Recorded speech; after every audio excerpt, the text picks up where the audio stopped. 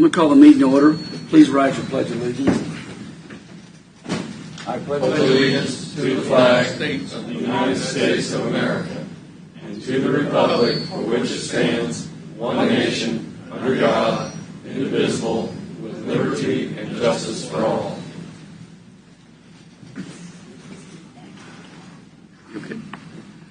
Okay, let's ask for a moment of silence, please.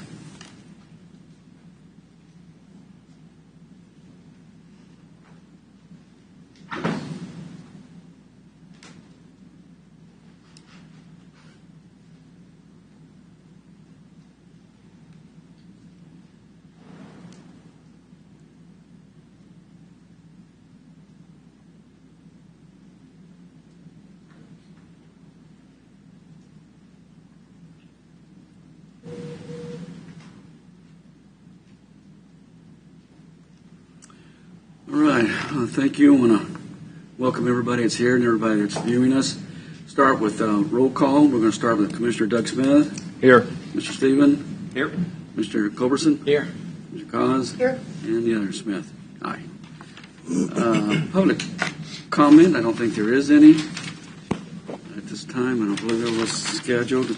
So I'm going to turn it over to Mark. And I think Janet's got something for us, too. Yeah, Commissioner, we'll start with that. I believe the clerk needs you to draw which districts will be audited from last night's primary election. Is that correct? Yes. A couple years ago, there was a statute put in place that the county clerk must audit one race or one precinct in each of the races. So, for transparency and so the board can be involved, I have a list of each of the precincts in Leavenworth City from 1-1 through 3-7, and we'll put them in this box and let the chairman draw out one for Leavenworth City. I have a list here of the precincts that are in USD 469. So we will also audit one of those. This audit is open to the public. It's going to take place tomorrow at 1 o'clock in the county clerk's office. The public can attend if they want to. They cannot make comments. We do have an impartial board of 4 coming in to hand count the advance ballots plus the ballots that were voted at the precinct. So, Can I ask a question about that? Because there's been some social media things on these things. This audit requirement has been done during the last 2 elections or just the past? No, the last 2 elections. In fact, we did it through the presidential last year. We had done it through the city school elections the prior year. So this will be our 3rd year of doing a manual audit of a precinct within the different races that Leavenworth County votes on. And you count all of the ballots by hand and make sure it matches what the machine says. Mm-hmm. And each one that we've done, this will be number 5 for us because we've done it for the primary and the general elections. The results have matched identically. So anybody that has any concerns about our elections not being, we did get a couple emails. I don't know if the rest of the commissioners received those, but we audit and check, and the state law in Kansas is very good, and we follow that law, and we have good elections here. Isn't that what social media said? These reports are brought to the commission when we have our canvass a week from today. They are sent through the Secretary of State's office. It's put on our website. So I feel very confident in our board workers and the equipment that we use. I agree. Yeah. Absolutely. I wish every county in every state did elections like we did. Or we could say that. Yeah. Well, the fact is that they're being randomly selected and they're being hand counted. I mean, it's Open. and it's open to the public. It's a great system, really, and the legislature should get some credit for that, establishing that we do check. Isn't that what it said on social media? Not exactly. Oh, So that, which might be a good time, since we're talking about all this, to bring up something. It was brought to my attention that last night, when the early voting results were coming in, our IT staff posted on the website they had the numbers, the vote totals aligned with the incorrect candidates. The first, when they put the list of candidates together, it's alphabetized.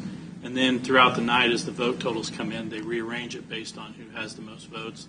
Well, when the staff posted the first round of vote totals, they left the names alphabetized, but the vote totals not. So it appeared as though some people had the wrong votes. As soon as it was brought to their attention, they took it down and corrected it. It's nothing nefarious, even though I'm sure some people would like to think that. It was just a mistake by the IT staff. That's why they're called preliminary results. And that's why we do a canvass of the votes later. This commission then validates all of the vote totals before we make them official. So and they're not final till the votes are canvassed. That's The correct. commissioners canvass the election. Again, it was just a mistake by the staff that was posting it on the website. It was not a mistake on the election pollers. It wasn't a mistake out of the clerk's office. It was just they got the It was a totals snap when they in. posted it. They posted it leaving the names alphabetized, but Well, And it was immediately correct. Yeah, That is it correct. was. But the other thing is too, Mark, is this has to be corrected. For something to happen like that, it just sends out the wrong message. I know how transparent things are on up here, and I know what kind of great offices run down there. But IT has to get that right. I mean, I'm sure you're going to handle it. Yes. But I appreciate you bringing it up to all of us, because I know how hard this county works to thing about transparency. We hear that word thrown around, but I've seen it up here a lot. So I'm hoping we'll take care of that issue. We won't see that again. Commissioner, I harp a lot on staff about self-inflicted wounds, Yeah. and that was one. Yeah. And it happens sometimes. We try to avoid them at all costs, but it happens. And It's done. It's I will done. address That's it. Everybody's owning it. Yep, that's all we can do. There's no cover up. Yeah. And all that has to happen is one screenshot, and it's on social media, and that's That's the way it is nowadays. Yeah. That's gospel. And I will say another thing is, and not in the local election as much, but in the big election, the general election, and the primaries, a lot of times we have Republican and Democrat poll watchers in the precincts while the voting is taking place, just kind of watching and monitoring, and they're there when the tape is printed off of the machine, and they verify the numbers in each precinct that they match what the clerk has when it's reported at the end of the day. I mean, it's all an accountability process, and it's been great in Leavenworth County. Yeah, I agree. I agree. Well, thank you, and just to let the public know, that's why we're doing this very transparent Right. today, letting the chairman of the Board of County Commissioners pick from each one of these. I'm just going to put them in the box. And like I said, every precinct in Leavenworth City is listed on a card here, and I'm just kind of mixing them all up. And then we'll do the same for USD 469. So, Commissioner Smith, Yes. okay, we are going to hand count 3rd Precinct, 5th Ward for Leavenworth City.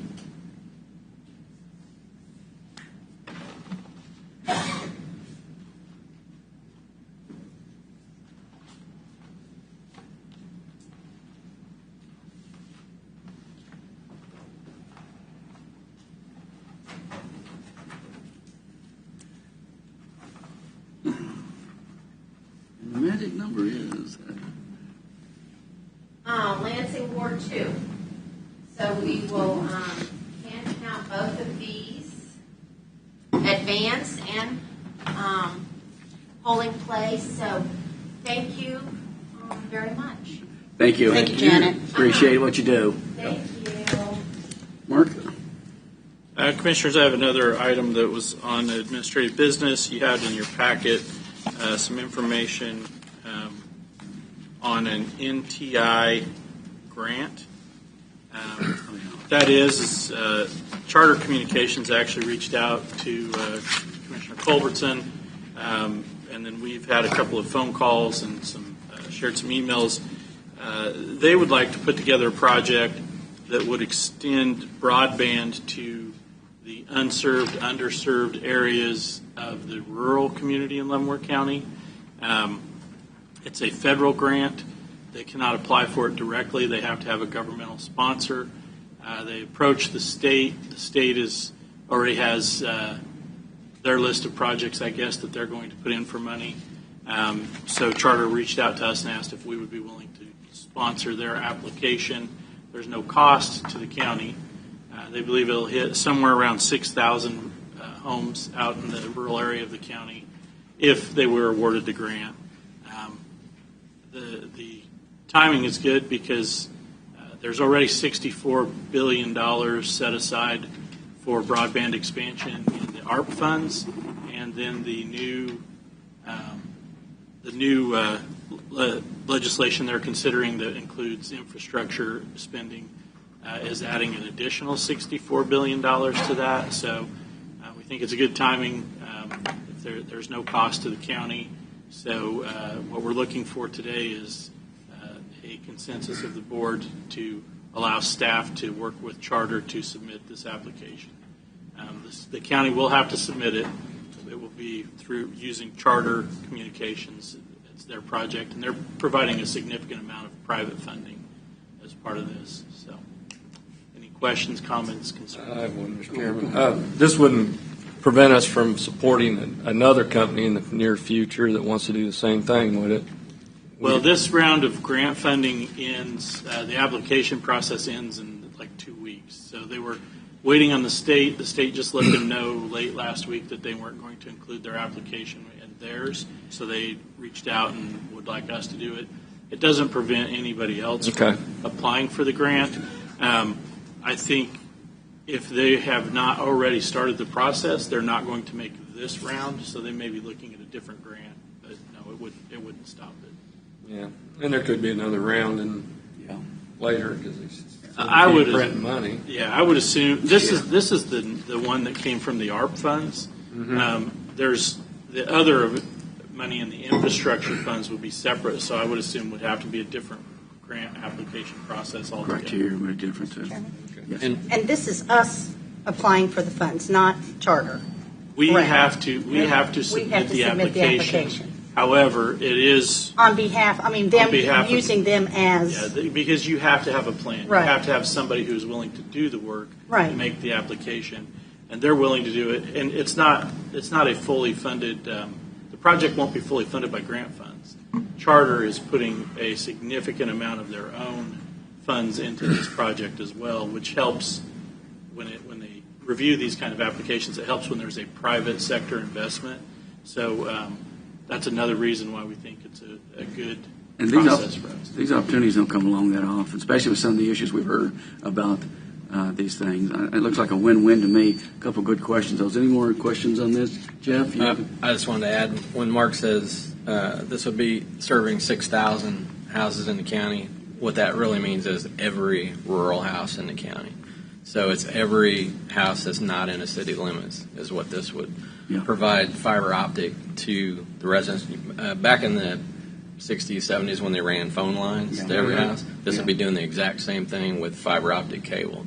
So the big difference with these other companies, though, like the one that was talking about expanding in the South, is the type of service. This would be able to provide 200 meg per second service, which is nothing you could even approach with satellite or DSL or any of the other And this types. is a pass-through. The grant is it's at no cost to the Yeah, county. that's it. Yeah, for the grant. The Yeah. cost to the county is just the administrative, the filling out the application, following through with the federal grant process to make sure we submit everything correctly, and then administering the grant funds when they come through to make sure they're spent appropriately. So there's some administrative oversight, but for what could potentially be a $30 million fiber optic install in the county, that I think that we can. Those are the kind of grants we like to see, Mark. Absolutely. Oh, any other? So we had questions? Go ahead, Mark. one we signed on to. Remember Mr. Clifton? We signed a letter of support for that. What's the status of that, or have you? I have no idea because that one is not a pass-through. It doesn't run through the county at all. They applied directly to the state for funds, is my understanding. So after we did the letter of support, we were kind of out of that one. I don't know if he was granted any funds or not. I don't. Okay, you need a motion from us, Mark? That would be good. Okay. Yeah. Mr. Chairman, I move that we approve the grant application for the county administrator to follow through for the The NTI. NTIA grant. Second. Motion and second. Any more discussion? All righty. Mr. Smith? Yes. Yes. Aye. Yes. Aye. Passes. Very good. And just to be sure everybody understands, this is the first part of the application. It's not a guarantee that this money will come to the county or that this project will move forward. It's just a start of the process. So if It's like somebody any other doesn't grant. listen to the whole meeting and they think that this means they're getting fiber optic to their home, that is not what this That's- means. This means that we're trying. Yes, thank you for clarification. And to add to that, the chances are pretty slim because of the amount of money that's It's a very available. competitive grant. Yes. It's a competitive grant. It's competitive at the state is And federal competing level. directly with the county. Yes. So keep that in mind too, that the state bundled their projects and it will be in direct competition of this project, which is county sponsored. And then you go state to state. So I'm sure there will be tenfold the applications for the amount of money available. Right. So get that all on the social media post. All of it. Well, but the big picture is if there's such an influx of applications, maybe they'll just print some more money and have another program. Well, you never know. But we can have those high hopes. Okay. I have a couple Go ahead, questions. There's been some questions and concerns about rental assistance programs. Do we have any communication or? There are rental assistance programs out there. They're administered through the state. Folks can find that on the state's website. It's not something that the county is part of. So it's not something the county's part of. Okay, second question, and this is for David on Senate Bill 40, the emergency management order on the state level. Could you tell us what the status of that is and what our status as county commissioners is as far as COVID mitigation going forward or where we're at? Well, action was brought in Johnson County by two parents of the Shawnee Mission School District challenging certain actions of the school board that brought into judicial review Senate Bill 40, and particularly the enforcement provisions contained therein. Judge David Hauber on July 15th of this year ruled that Senate Bill 40 in its entirety was unconstitutional and consequently void. The state did file for a motion to stay that order until it could appeal to the Kansas Supreme Court. That request for stay was denied. So as of today, there is a district court ruling that Senate Bill 40 is unconstitutional. Attorney General Derek Schmidt has stated that he intends to file an appeal on behalf of the state to challenge that in the Kansas Supreme Court. I'm not aware if that appeal has been filed yet. Since the ruling was July 15th, the deadline for filing that appeal would be approximately August 15th. In the absence of Senate Bill 40, I would suggest that the board its authorities revert back to pre-Senate Bill 40 standards, which do grant local health officers certain powers.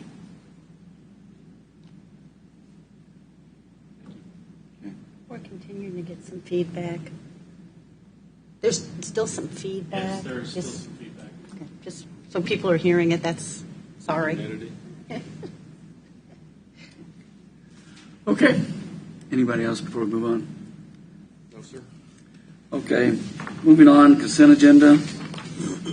Need to pull anything? I need to pull the check registry from the consent agenda, Mr. Chair. All righty. Mr. Chairman, I move that we accept the consent agenda minus the check registry. Second. Motion and second. Discussion on that. Commissioner Smith? Aye. Stephen? Aye. Aye. Aye. Aye. All right. Mr. Chairman, I move that we accept the check registry section of the consent agenda. Second. Motion and second. Any discussion? Mr. Smith? Aye. Mr. Stephen? Aye. Aye. Abstain? And aye. Okay.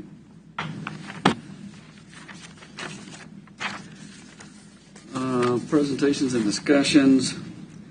I believe we have the quarterly reports, solid waste. Hi. Good morning. How are you? Good. I know you're busy, so we'll keep this short and sweet. Okay. Thank you. You've been busy. It's been hot. It has, hasn't it? They poured the footings for the scale, the concrete footings, and the actual scale will be here next Wednesday.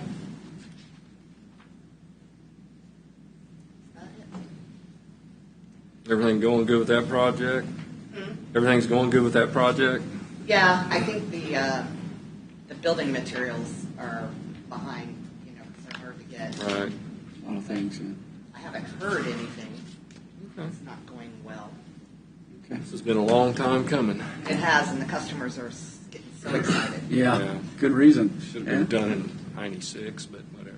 Or whenever the transfer station was built. Yeah. Well, I'm You glad guys to are hear doing a that. great job. Yeah. People are really happy. And Yeah. for those that aren't familiar with the project that Tammy's referring to, this is the addition of the second scale at the solid waste transfer station so that folks come in one way and make a big circle and leave the other way so that they're not stacking trying to Yeah. cross the same scale when they Way more efficient. Yeah. To be more efficient, help speed things up out there. Long time coming. And Jeff? I just want to make another plug that public information that everybody in the county gets one free dump at the transfer station any day they choose during the year. Once Per a year. Per year. Per calendar year. Calendar year. Don't lot of forget people. the free tire drop-off day. On And then third that Tuesday. second Tuesday. Second Tuesday. Second Tuesday of the month, they can drop off up to 10 Up to 10 off-rim standard size. off-rim And that's a good thing. tires for free. Keeps them out of the roads. Off Yeah, the road. Second that's Tuesday of every month. Exactly right. Okay. Anything else? Any questions? No, I think everything's good. Well, I think that was easy enough. We are Thank you, down an Kim. operator if you know of anybody that's looking for an operator's position. Okay. Wish you luck. Yeah. Not a good time of the year. Okay. Maybe if they Have a quit good the day. unemployment. Thanks, Tammy. Thanks, Tammy. Thank you. Okay, next is planning and zoning. Good morning. Good morning, Mr. Chairman. I don't know if I can beat that in speed, but let's see. Good morning, Mr. Chairman and Commissioner. Sake of brevity, I will not go through this word by word. By any stretch of the imagination, you've seen me enough as it is, so I think We'll see you here in a little bit anyway. Yes, you will. You can see that our year-to-date totals are already outpacing our totals for the year 2020. Planning and zoning has been incredibly busy. We have done that with a short staff for the most part, but we are no longer short-staffed. I hired a deputy director. She started on Monday. I'll bring her around to do introductions here very shortly, so we're really excited about that. Perhaps just in the meantime. As usual, we continue to modify processes that need to be modified to make sure that they're user-friendly, to make sure that they're easy to follow, and to try to make sure that we're getting as much information up front in the review process as possible. As such, we instituted the Joint Review Committee, which is Survey, Public Works, and Planning and Zoning. We meet every Monday morning and go through all of the applications and such. We also require development submittal meetings prior to any submittals of plats, especially to make sure that we can identify potential issues before surveying takes place. As you know, we amended the sanitary code and got that adopted a couple of weeks ago. We've done a number of regulation updates. We're currently bringing forward some regulation updates that have been requested by the board. We have a work session on those here very shortly. We have convened our Building Codes Appeals Board. They have met an initial time to elect a chairman, adopt their bylaws. We also have amended our Planning Commission from 9 members to 10. We will have our first meeting tomorrow, which is a special meeting. And then I believe that's it. Okay. Unless you have any questions. No. Mike, you have anything? Nope, not at this time. Yeah. So single-family homes in all of 2020 was 89, and just to today of 21 is 89 homes. As of last week. With lumber prices the way they are. Yeah, look out. Yeah. Next year. Wow.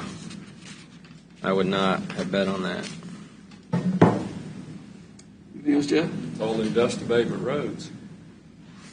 Yeah. Vicki? All righty, if there's no other questions, thank you. All right, thank you, Chris. Thank you, Crystal. I don't think there's any additional public comment. I'm sorry, we got an executive session I need to get us Well, into. 15 minutes, get that? I hope so, Commissioner. Okay. Okay, then we should just transition right back into our Yeah. work session. Yeah, right? yeah. Okay, Mr. Chairman, I move that the board recess for a closed executive meeting for the discussion of potential litigation involving the legal interest of the county as justified by KSA 75-4319B2 for consultation with legal counsel for the board, which would be deemed privileged in the attorney-client relationship, and that the board resume open meeting at 9:45 in the meeting room of the board. Present in the executive meeting will be Commissioner Culverson, Cause, Mike Smith, Doug Smith, and Commissioner Mike Stevens, Senior County Counselor David Van Perrys, and County Administrator Mark Lawford. Anyone else? That's it. That's it. That's what's on the list. Okay. Give it a second. Second? Okay, motion and second. Aye. Aye. Aye. Aye, okay. Mr. Chairman, for the record, the board has returned to regular session at 9:45. No action was taken, no decisions were made. The subject was limited to the legal interest of the county. Thank you. All right, is there any, I don't think there was any additional public comment or anything. I think we're all finished with that. Where's Mark at? I lost him. Update, I guess. Okay. Well, we'll go ahead and go into the work session then. You don't want to update? Oh, I'm sorry. I'm looking at this thing. I just Go had a ahead, question. Absolutely. And I guess it'd be for Becky. Did anyone sign up for the fall conference? I'm looking at it. Okay, you got two. Do we have two people going, or? I may be. I won't know for another 2 weeks, but I want to if I'm Okay. going out of town. Oh, Didn't you sign I up? signed up. okay. Yeah, I think- So we got two commissioners going. Everybody good with that? I mean, I went to the spring, so. But if you wanted to go, Mike, I've been before. Yeah, many times. I'd love to go. I haven't been to one. I've been to the You need to municipality go. ones. You need to should go go. if you can. Yeah, if you want to go instead of me, that's I fine. 'cause I've been want to. too. Well, Is that what I mean, we time? can all go. I mean, as long as it's on the Oh, agenda. yeah. I thought We're only not two gonna be- could go. As Okay. long as it's posted on Yeah, the that's agenda. then that's we a can key right there. Yeah, yeah. Okay. But I'd sure like to go with them in town. No, you do need to go. Okay. You should have went to Liberal with. I told you, for us, a different country. I don't want to do that. You didn't need a passport. Yeah. Okay. Okay, Doug, you got anything else? Well, I went to the senior day at the fair last week, just for a little bit. I couldn't stay very long. That was a huge turnout. I mean, there was a lot of support there. I mean, it was as hot as it was. That tent was full. It was so the Council on Aging is back. Good. The pandemic didn't bring it down. Then I went to, of course, the livestock auction on Friday night. Support our 4-H'ers. Bought me a hog. Oh, did you? Yeah. And that's about it because it was Fair Week last week. Yeah. Mike? Well, I had a booth at the fair, and I got to talk to a lot of people, and they expressed concerns about roads, taxes, budgets, masks. Met with George Tonganoxie, talked about the hills and some of the issues that are coming up there. Talked to Katie, the city attorney that's drafting a sales tax for Linwood. And on Saturday we had a What's Right About America rally, and we had folks come, and we had music, and it was really neat. People came up and told the story of their families coming to this country and how they ended up in America. And, when you listen to people, you realize, that's what's great about the country is we all have a story to tell. And it was really a very powerful event. And then also at the fair, I distributed the farmers market guide that Ann Brocka made that gives a listing of all the different little boutique farmers markets and people that sell honey. So that was a busy week. Did you make it to Tonga City Council? They were doing their tax abatement. I did not. Did not. Do you know how that turned out? I do not. I don't know how that. I got a city council member back there. I'll talk to him after. Yeah, you catch him after. Jeff? Met with Senator Pittman last week. Talked about some issues, 152 Bridge, Senate Bill 13, a couple other issues. Attended the Easton City Council meeting, and the county clerk and the administrator helping them with the ARP grants and the Senate Bill 13, the non-revenue neutral paperwork to make sure they get that done in time. That's about it. Nothing to report for the week. I'll be at the Lansing City Council meeting this Thursday. I'll be presenting the check that the county commissioner signed off on for the infrastructure. So that'll be a good thing. Working together with cities, I'm glad to see that. And that's all I have. I forgot, I didn't look up that Senate bill on that sales tax. I'll get that after. Did you look at? No, it was. There was something that got passed this deal on sales tax. I got it. I'll look it up. I meant to get that to you.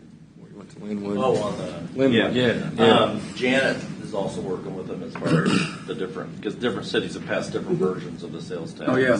And she's working with. We're having the attorney talk to Janet because you have to have. If you don't write it in a certain way, it's very restrictive. Yeah, and something just got passed this last session. I think it got passed. I'll look it up. Yeah, she was a big help when Lansing did theirs a few years ago. It was a big help. So, and their Dollar General is going to be opening. I think that's great. And we just get one up north. Sorry, Jeff. Mark, you have anything for us? Okay, I can get a motion to adjourn, then we'll get into the work session. So moved. Second. Mr. Smith? Aye. Aye. Aye. Aye. All right. Okay, through with the